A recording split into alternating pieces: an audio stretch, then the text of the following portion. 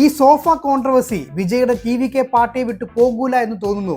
ഇത്രയും ദിവസം വളരെ നന്നായിട്ട് മുമ്പോട്ട് പോയിക്കൊണ്ടിരുന്ന വിജയ് സർക്കാരിന് ആദ്യത്തെ അടി. ടി.വി.കെ ഇന്ന് അധികാരത്തിൽ വന്നിട്ട് 9 ദിവസം കഴിഞ്ഞു. ഇതുവരെ ട്രാക്ക് വളരെ നല്ല രീതിയിൽ പൊയ്ക്കൊണ്ടിരിക്കുമ്പോഴാണ് ഒരൊറ്റ ഫോട്ടോഗ്രാഫിന്റെ പേരിൽ പുതിയ വിവാദം ഉണ്ടായത്.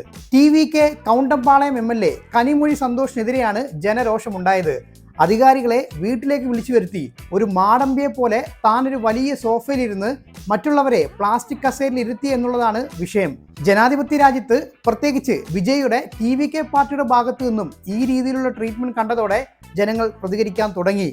എങ്ങനെയാണോ നിങ്ങളെ അധികാരത്തിലേക്ക് കയറ്റിയത് അതുപോലെ തന്നെ വലിച്ചു താഴെയിടാനും ഞങ്ങൾക്കറിയാം എന്നായിരുന്നു സോഷ്യൽ മീഡിയയിലൂടെ പലരും പ്രതികരിച്ചത്.